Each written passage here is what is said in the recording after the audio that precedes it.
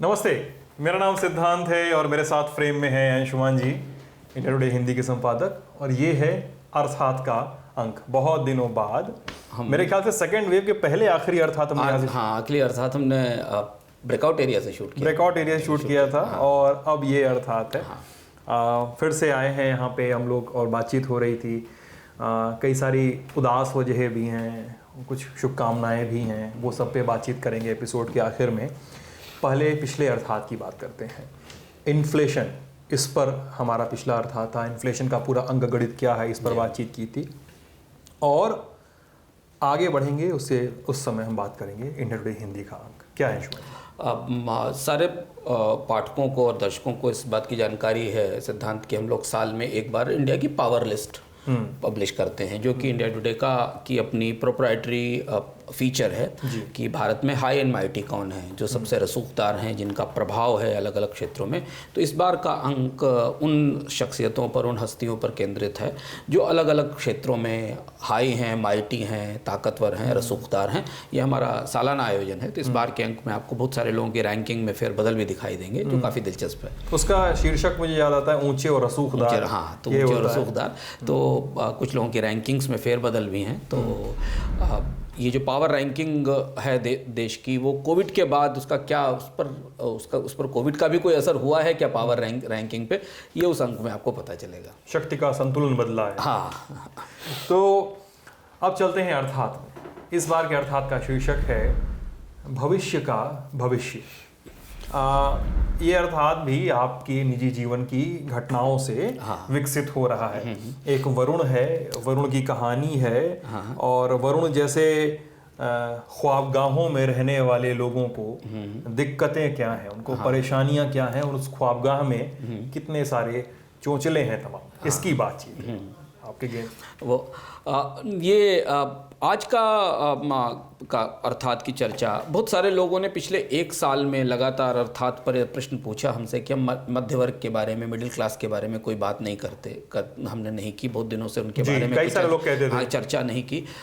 तो ये वो मौका है जहां हम आज भारत के मध्य वर्ग पर बात कर रहे हैं, बिल्कुल दूसरे संदर्भों से। कोविड के बाद जब आज हम रिकॉर्ड कर रहे हैं, तो भारत में वैक्सीन का एक लेवल अचीव हो चुका है। जब हम आज रिकॉर्ड कर रहे हैं तो भारत में पेट्रोल डीजल की कीमतें सर्वोच्च स्तर पर हैं। जब हम भारत में आज हम रिकॉर्ड कर रहे हैं तो भारत की महंगाई सबसे बड़ी समस्या है, जिसको रिजर्व बैंक भी बता रहा है। और भारत में नौकरियों में थोड़ी थोड़ी वापसी शुरू हुई है, पर वो वापसी कई जगह पिछले वेतन से कम स्तर पर है। हम इस वस्तु स्थिति के बीच खड़े हैं और हमारे सामने पिछले साल की कोविड की महामारी, दुख, तकलीफ और कष्ट से उबर कर निकलने का जो संतोष है वो हमें त्यौहार की तरफ ले जा रहा है। और उस त्यौहार में बहुत सारी चुनौतियां हैं महंगाई की। यहाँ मध्य वर्ग कहाँ है और क्यों हम इस पर बात कर रहे हैं, और उसका शीर्षक हमने भविष्य का भविष्य क्यों रखा है क्योंकि यही भविष्य है हमारा, जो हमने 1991-92 के बाद भारत में तैयार किया था, जब एक बहुत बड़ी आबादी को बहुत कम समय में गरीबी की रेखा से नीचे निकाला था, और गरीब और जो लोअर मिडिल क्लास थे उनको मध्य वर्ग और उच्च मध्य वर्ग तक पहुंचाया था। हम सब, आप जो लोग इसको देख रहे हैं, हम सब लोग उसी दौर के मध्य वर्ग हैं। हम उसी दौर से निकले हुए मध्य वर्ग हैं, जिस मध्य वर्ग में हम लोग आज अपने आप को पाते हैं। ये पूरा प्रसंग शुरू होता है, नाम किसी का भी हो सकता है, वरुण भी हो सकता है, कमल भी हो सकता है। ये प्रसंग शुरू होता है एक व्यक्ति से। करीब 1 महीने पहले की बात है, 2 महीने पहले की बात है। हमारे पास कई लोगों ने इस तरीके के फ़ोन किए कि मैं कनाडा का PR ले लूँ, कैसे मिले? हाँ, PR लेकर कनाडा के परमानेंट रिप्रेजेंटेटिव बन जाऊँ, मैं कनाडा में जाकर नौकरी करने लगूँ। ऑस्ट्रेलिया के लिए कौन सा लायर मुझे बताएगा कि मुझे वहाँ काम मिल सके? यूरोप की क्या स्थिति है, वो लोग शायद जानना चाहते होंगे, क्योंकि हम लोग पत्रकार लोग हैं और हम यात्रा करते रहते हैं, तो उन्हें जानकारी होगी। मुझे पता चला, जब मैंने जानने की कोशिश की आखिर ऐसे सवाल क्यों आ रहे हैं मेरे पास, और ऐसे विज्ञापन लगातार यूट्यूब पर, टीवी पर हमें दिख रहे हैं, जिसमें लोग आपको सलाह दे रहे हैं कि आप ये कर लीजिए तो आपको विदेश में में काम करने का मौका मिल जाएगा। तो मैंने जब पूछा तो ये पता चला कि ये एक सॉफ्टवेयर इंजीनियर हैं। अच्छा। जो 2 साल पहले विदेश में काम करने के अपने प्रस्ताव को नकार चुके थे। अच्छा। 2-3 साल पहले उन्हें भारत में लग रहा था कि भारत में अच्छी तरह से रहेंगे, लेकिन अब वो दोबारा अपनी कंपनी से उस प्रस्ताव को हासिल करने की कोशिश कर रहे हैं जिससे उन्हें विदेश में काम करने का मौका मिल जाए। अब जब वो विज्ञापन देखते हैं तो उनको लगता है कि परमानेंट वीज़ा के या विदेश में नौकरी करने के जो विज्ञापन है वो उनके लिए ही बनाए गए लगते हैं। अच्छा, कहानी कहाँ से शुरू होती है? कहानी उस मध्य वर्ग से शुरू होती है। ये उस मध्य वर्ग के नुमाइंदे हैं, प्रतिनिधि हैं। ये वो व्यक्ति थे जो आज से 5-6 साल पहले अपने राजस्थान के पास के कस्बे से अपने माता पिता को दिल्ली ले आए थे, क्योंकि माता पिता रिटायर हो गए थे और उन कस्बों में या ग्रामीण परिवेश में उनके स्वास्थ्य की सुविधाएं या उनके लिए व्यवस्थाएं नहीं मतलब एक जो पूरे मध्य वर्ग का एक पुरातन किस्सा और वही मध्य वर्ग आपको दिल्ली, मुंबई, पुणे, बैंगलोर में दिखाई देगा कि पहले वो आया, वो पहले इस्टेब्लिश हुआ, फिर उसके बाद वो अपने पेरेंट्स को लेकर आया। तो वो अपने माता पिता को यहाँ ले आए और माता पिता को जड़ों से उखाड़ कर लाने के पीछे उनका आग्रह ये था कि देखिए यहाँ अस्पताल नहीं है, यहाँ तो बड़ी समस्या, यहाँ से आपको 500 किलोमीटर दूर तो अस्पताल में जाना पड़ेगा, मान लीजिए कोई दिक्कत हो जाए तो आप कहाँ जाओगे। उनको ले आए, यहाँ देखिए हमारे पास बच्चों के अच्छे स्कूल हैं, अच्छा सोसाइटी है, एक कम्युनिटी बनी हुई है, हमारे पास हॉस्पिटल करीब में हैं। तो अगर ये सब चीज़ें नहीं होती तो शायद उनके माता पिता अपना गांव में जो बसा बसाया या कस्बे में जो बसा बसाया संसार था उसे छोड़ के यहाँ शहर के में उन सोसाइटीज़ अपार्टमेंट्स में रहने नहीं आते। इनके एक भाई का जिक्र भी मुझे पता चला जिनके बारे में उन्होंने भी अपने माता पिता को ऐसे ही पहले लाके यहाँ रख लिया था रिटायर होने के बाद। अच्छा। इस बार अप्रैल में जब कोविड का कहर हुआ तो ये दोनों लोग दो चचेरे मेरे भाई, हाँ दोनों भाई किसी भी कीमत पर पैसा खर्च करने के बाद भी अपने परिवार के लिए ऑक्सीजन का सिलेंडर नहीं जुगाड़ सके। सेकेंड वेव के समय उनको एक सिलेंडर नहीं मिला। वो अंततः उनके यहाँ हादसा हुआ और उनके परिवार से के 2 सदस्य को नहीं बचा पाए क्योंकि अस्पताल भी नहीं मिले और सिलेंडर भी नहीं मिला। अब आज स्थिति ये है कि ये जो जिनका की कहानी मुझे पता चली है, जिनसे मेरी बात हुई, वो कोई भी हो सकता है। अब वो अपनी सारी संपत्ति बेचकर अपनी बेटी के पास विदेश में बसने को तैयार है, माता पिता, क्योंकि ये उन 23 करोड़ लोगों की कहानी नहीं है सिद्धांत, जिनके बारे में हम बार बार चर्चा करते हैं कि जो कोविड आने के बाद गरीब हो गए या जिनकी दैनिक आय टूट गई, जो गरीबी की रेखा से नीचे खिसक गए, जो गरीबी की रेखा के आसपास चिपके हुए थे। अजीम प्रेमजी विश्वविद्यालय का प्रसिद्ध सर्वे है जिसने बताया कि 23 करोड़ लोग खिसक गए। ये उनकी बात है, ये जो वरुण हैं ये उस दौर से उनकी बात है। ये जो भारत के 13-14 करोड़ मध्यवर्गीय लोग हैं, ये उनकी चुनौती है, उन मध्यवर्गीय लोगों की चुनौती है। इन लोगों ने कभी ये नहीं सोचा होगा नोएडा, गांधीनगर, मुंबई, बैंगलोर, केरल में रहते हुए कि वहाँ के प्रमुख अस्पतालों में बेड नहीं होंगे, ऑक्सीजन नहीं मिलेगी, क्योंकि गांव से शहर आना या कस्बे से अपने पूरे परिवार को शहर लाने के पीछे विशुद्ध मकसद यही था कि जो वहाँ नहीं है वो यहाँ उपलब्ध हो रहा है।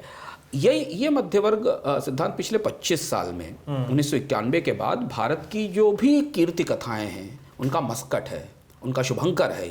यही मध्य वर्ग जो 13-14 करोड़ लोगों का मध्य वर्ग है। ये लोग गांव से अपनी संपत्ति खींचकर शहर लाए, गांव में इन्होंने अपनी ज़मीनें बेची, गांव में उन्होंने अपनी एसेट्स लिक्विडेट किए और शहरों में मकान खरीदे, एक नहीं 2 मकान खरीदे इसी मध्य वर्ग ने। और जो आपको शहरों के आसपास जितने भी आवासीय डिमांड दिखती है वो इसी मिडिल क्लास की है। इन्हीं लोगों ने भारत में शहरों को विस्तार किया। आज भारत का 80% मध्य वर्ग भारत में नगरीय है। मिडिल क्लास को अगर आप माने तो भारत का 80% मिडिल क्लास नगरीय है। ये वो लोग हैं जो इंडिया की जीडीपी में 60% का हिस्सा रखते हैं, इनका कंजम्पशन इसमें हिस्सेदारी है। अच्छा, ये मध्यवर्गीय संकट जिसका आप जिक्र कर रहे हैं, मतलब एक तो हम हेल्थ देख ले रहे हैं, लेकिन मध्यवर्गीय संकटों का अगर इन संकट के पूरे शिराजे का अगर हम वर्गीकरण करें तो क्या पाएंगे हम? हाँ, कई चीज़ें पाते हैं।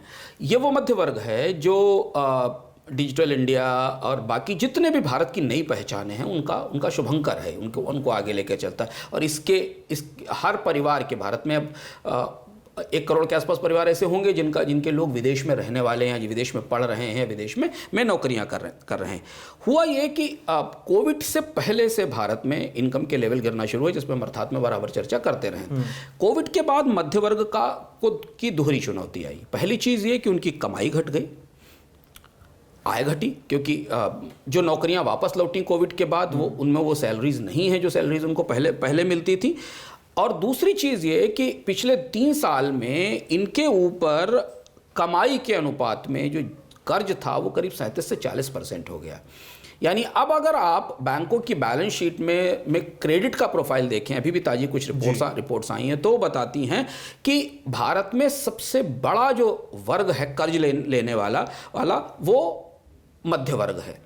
और इसलिए जब सरकार ने पिछले साल मॉरिटोरियम दिया तो उस मॉरिटोरियम में सबसे ज्यादा मॉरिटोरियम को ऑप्ट इन्हीं लोगों ने किया जिनके पास मकान का कर्ज था, जिनके पास रिटेल लोन थे, जिनके पास एजुकेशन लोन थे, जिनके पास पर्सनल लोन थे, जिनके पास ऑटो लोन थे। इन्हीं लोगों ने सबसे ज्यादा मॉरिटोरियम का इस्तेमाल किया। इंडस्ट्री ने उतना इस्तेमाल नहीं किया क्योंकि इन्हें पता नहीं था कि इनके पास इनकी सैलरी आएगी कि नहीं आएगी और कर्ज कैसे चुकाएंगे। अब भारत के परिवारों की जितनी डिस्पोजेबल इनकम है, खर्च योग्य जो आय है, उसका औसत 44% हिस्सा कर्ज में पहुंच गया है। ये वो मतलब लगभग आधा जा चुका है। आधा 44% हिस्सा जो भारत के का जो खर्च कर सकते थे उसका आधा उन्होंने कर्ज में डाल दिया। 44% के आसपास उनका कर्ज पे बढ़ा नहीं, और ये 2011 में केवल 30% था। ये बढ़ोतरी पिछले 2012 के बाद से हमें दिखाई देती है। कर्ज बढ़ा है। हाँ, कर्ज। और जबकि इसका बिल्कुल उल्टा देखिए, कॉर्पोरेट्स डीलेवरेज हुए हैं भारत में। कंपनियों ने अपने आप को अपने आप कर्ज घटाया। देखिए देश की जितनी बड़ी कंपनियां हैं वो अपने को डीलेवरेज कर रही हैं, और भारत का जो मिडिल क्लास है जिसकी जॉब सिक्योरिटीज के बड़े इश्यूज हैं भारत में, वो बड़े अपनी ज़्यादातर बड़ी खरीद के लिए, ज़्यादातर बड़े निवेश के लिए कर्ज की तरफ बढ़ रहा है और कर्ज ले रहा है। दूसरा पहलू यह आया कि कोविड के बाद कर्ज की देनदारी तो थी ही सर पर, कमाई भी घटी थी, महंगाई की जो स्थिति है उस पर हम लगातार चर्चा करते रहें। अब ये भी दोहरी चुनौती, ये जो 13-14 करोड़ लोग हैं सिद्धांत, यही खपत करते हैं, ये बचत करते हैं, यही निवेश करते हैं, क्योंकि इनसे नीचे जितने लोग आते हैं उनकी इनकम तो 15-16 हज़ार रुपए महीने की इनकम वाले लोग हैं, जिनके लिए अगर 2 दिन काम ना हो तो उनके लिए उनको सर्वाइव करना मुश्किल होता है। तो ये बहुत छोटा क्लास है इतनी बड़ी आबादी में, जो बचत भी करता है, जो स्टॉक मार्केट में भी इन्वेस्ट करता है, वही शॉपिंग मॉल में जाके शॉपिंग करेगा, वही अगर मकान बदलना चाहेगा तो मकान बदलेगा, वही कारें बदलेगा, वही मोबाइल बदलेगा। सारा मार्केट इन्हीं लोगों के ऊपर है। तो हम बहुत बड़ी अर्थव्यवस्था कहने को हैं, पर हमारा मध्यवर्ग अभी भी बहुत छोटा है और ये भविष्य और है। ये वो लोग हैं जिनके लिए कोविड के दौरान उनका स्वास्थ्य पर खर्च बढ़ा, जिस पर हम विस्तार से चर्चा कर चुके हैं कि उनकी डिस्पोजेबल इनकम का बड़ा हिस्सा स्वास्थ्य पर खर्च में गया, और उसके बाद पेट्रोल डीजल की महंगाई और बाकी चीज़ों की महंगाई ने उनको तोड़ा, और उनका जो एक और हिस्सा था बचत का, उसका रिटर्न नेगेटिव होता चला गया क्योंकि महंगाई लगातार बढ़ रही थी। अब ये वजह है कि अगर आप अपने आसपास ध्यान से ऑब्जर्व करें तो आपको विदेश में बसने के, विदेश में परमानेंट वीज़ा दिलाने के, विदेश में परमानेंटली रहने के विज्ञापन कोविड के बाद बढ़ गए हैं। इसकी बड़ी वजह क्या है? अभी आप यूनिवर्सिटीज़ में लोगों को बात करने की कोशिश करें तो लोग आईलेट्स और टॉफल की तैयारी में लगे हुए हैं, बहुत बड़ी संख्या मतलब वो टेस्ट जो विदेश जाने के लिए आपको भाषा के टेस्ट की जरूरत होती है, और उसके बहुत सारे कोचिंग और बहुत सारा एक इकोसिस्टम तैयार हो गया है, जो भारी किताबें आती हैं। हाँ, जो आपको ये सिखाता है कि आप वहाँ कैसे अंग्रेजी बोल सकें और सीख सकें। व्यक्तिगत अनुभव से लोगों से पता चलता है कि लोग अपने विदेश में बसे हुए रिश्तेदारों से सलाह ले रहे हैं, ये कोशिश कर रहे हैं कि किसी तरह से हमें बाहर मौका मिल सके। हमें याद रखना होगा कि हमने एक बार चर्चा की थी अर्थात में कि मॉर्गन स्टैनले की एक रिपोर्ट थी कि 2019 तक भारत में 7 से 8 हज़ार सुपर रिच भारत छोड़ रहे थे हर साल। ये मॉर्गन स्टैनले की रिपोर्ट, बस रहे थे बाहर जाकर बस रहे थे, वो बिजनेस यहाँ कर रहे थे पर अपनी वेल्थ यहाँ से मूव करके वो बाहर ले जा रहे थे। ये बड़ा वेल्थ का पलायन था जो भारत में हुआ। उसकी बहुत सारी वजह हैं जिस पर हमारा अर्थात का एक पूरा एपिसोड है जिसे देखा जा सकता है। तो क्या अब भारत में मध्य वर्ग के भारत से बाहर जाने की तैयारी है? फिर भी भारतीय मध्य वर्ग का एक बहुत बड़ा हिस्सा नहीं जा पाएगा। इन 13-14 करोड़ लोगों के मध्य वर्ग में एक छोटा सा ही हिस्सा होगा सिद्धांत जो इन सारी सिचुएशन से बाहर निकलकर विदेश में काम करने का या बसने का या नौकरी करने की अपॉर्चुनिटी ले पाएगा। वो तो बाकी का क्या होगा? उन लोगों का क्या होगा जो बेहतर जिंदगी के लिए गांव से निकलकर शहर में आए थे, और शहर में तो उनमें कोविड के दौरान उनको किसी अपने को खोना पड़ा। भारत एक बड़ी जो दुविधा लोगों के दिमाग में, मध्य वर्ग के मस्तिष्क में इस समय है, जिस पर जो सरकार को समझना ज़रूरी है कि भारतीय मध्य वर्ग की जिंदगी में सरकारें कोई गुणात्मक योगदान नहीं करती। हाँ, मतलब मेरा कोई मिडिल हाँ, मेरा भी सवाल ये था कि कम से कम कथित तौर पर सरकार मतलब मध्य वर्ग को साथ लेने की बात तो करती ही है। मतलब आज का अगर आप नरेंद्र मोदी ने जो देश के नाम संदेश दिया है उसको आप ध्यान से सुनिए, तो उसके आखिरी हिस्से में पेनल्टीमेट सेक्शन में उसके नरेंद्र मोदी ने कहा कि साहब इन्वेस्टमेंट को बढ़ावा मिल रहा है, रेटिंग एजेंसी इंडिया की ओर उसकी ओर देख रही हैं, यूनिकॉर्न्स बन रहे हैं, और जो क्लास के अपलिफ्टमेंट की बात करते हैं वो उस अपने भाषण में। तो ये मध्य वर्ग क्या इस सरकार के इन दावों से, सरकार की पूरी जुगत से संतुष्ट रह सकता है?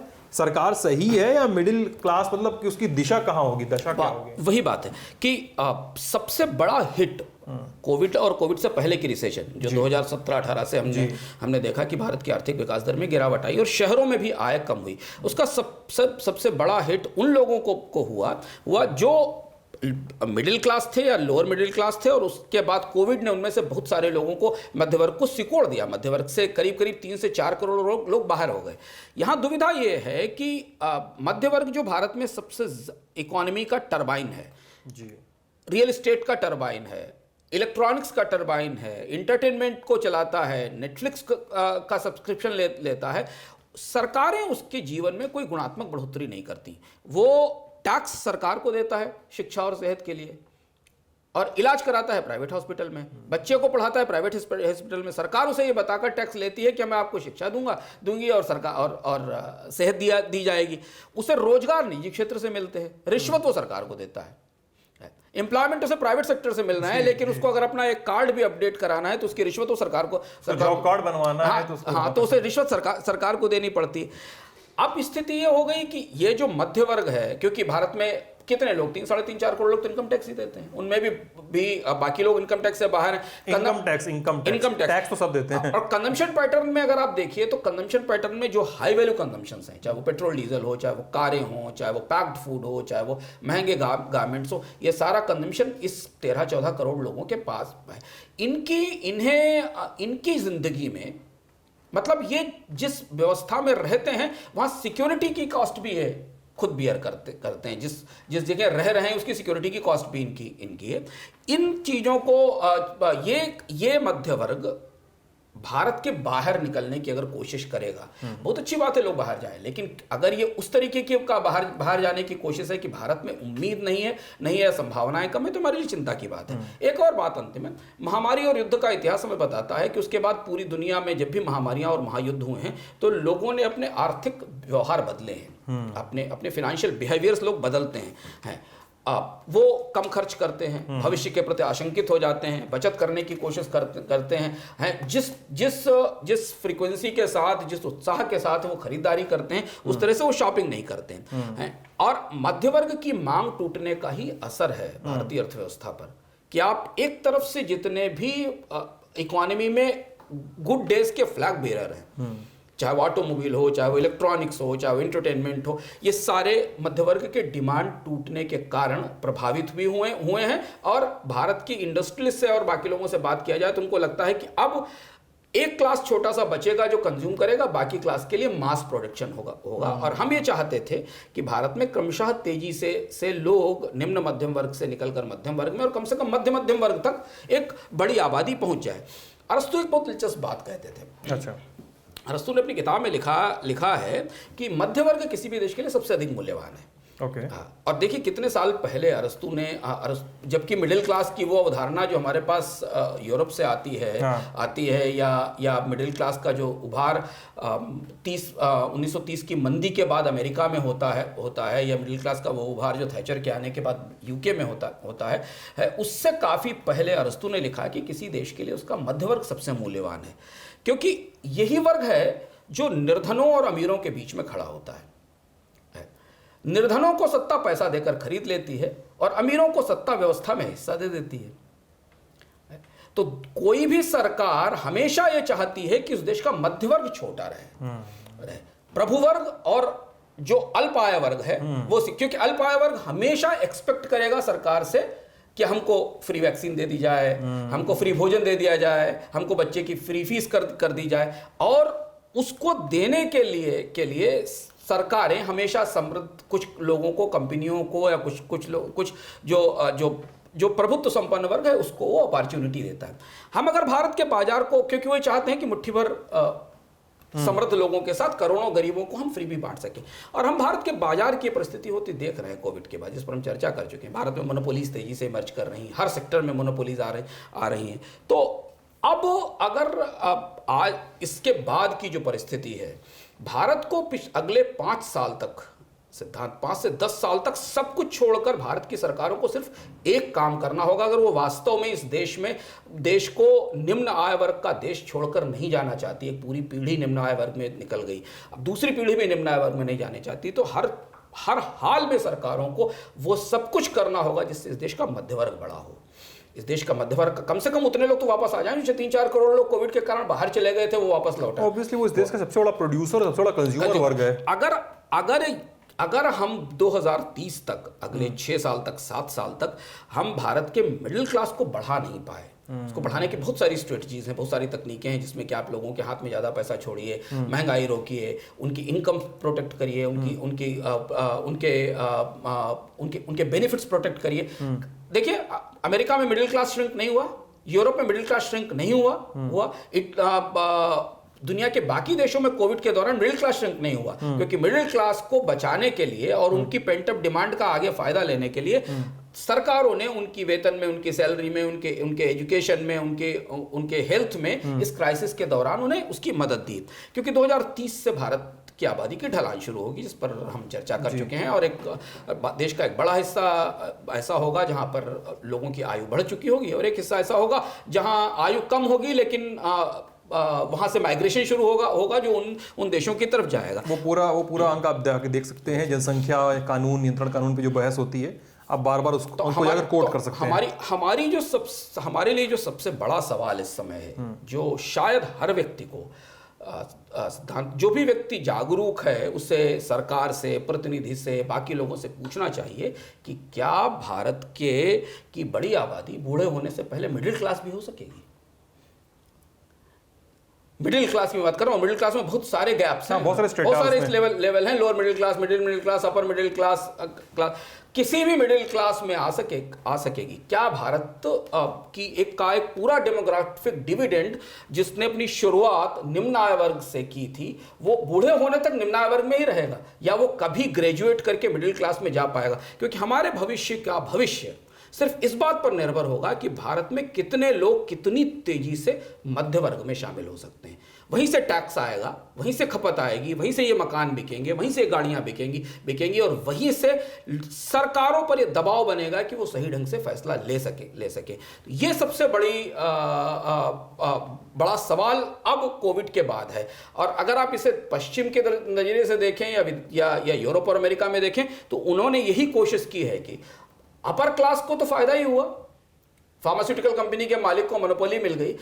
उन्होंने ये कोशिश की कि हमारे पास जो कंज्यूमर क्लास है, जो भोक्ता क्लास है, क्योंकि भारत की जीडीपी का 60% कंज्यूमर, वो क्लास श्रिंक ना हो जाए, उसकी बिहेवियर्स ना बदले, वो उतना ही उत्साहित रहे, वो उतनी ही शॉपिंग के लिए आगे बाहर जाए, जिससे कि डिमांड बढ़े। तो हमारे लिए सबसे बड़ा सवाल है, और ये सवाल हमें बार बार अपनी सरकारों से, अपने प्रतिनिधियों से पूछना चाहिए, इन आंकड़ों पर निगाह रखनी चाहिए कि भारत का मिडिल क्लास अगर बढ़ेगा तभी देश बढ़ेगा। यही भविष्य का भविष्य है, क्योंकि वही इस बात की पहचान है कि हम कितने लोगों को गरीबी से और निम्न आय वर्ग से निकालकर बाहर ला सके। नहीं तो 15-16 हज़ार रुपए की औसत मासिक आय वाले लोगों की संख्या भारत में बहुत बड़ी है, पर उनसे आप ना तो स्टॉक मार्केट में निवेश की उम्मीद कर सकते हैं, ना उनसे बैंक में बचत की उम्मीद कर सकते हैं, ना उनसे अपना मकान खरीदने की उम्मीद कर सकते हैं। ये हमारे लिए, तो ये भारत के लिए अब उल्टी गिनती है जो भविष्य की यहाँ से शुरू होती है। चलिए अंशुमान जी, एक सवाल है पिछले एपिसोड पे, मैं चाहता हूँ उस पर बातचीत कर ली जाए। मैं मोबाइल में ही है वो मेरे, इसलिए मैं इसको मोबाइल खोल रहा हूँ। मिलिंद पूछ रहे हैं कि we have seen as per basic economy rule, demand is directly proportional to price change. But recently the price of two-wheelers have risen considerably, so much so that it has become near impossible to buy a new one. Why is that? Or, I understand due to inflation and COVID lockdown, prices have risen, but it doesn't mean that after market comes to normal, the prices will go down. मतलब irreversible वाली बात कह रहे हैं। what as a common man should be our perspective in regard to this? Should we just consider it as a new normal or the basic economy rule will come back?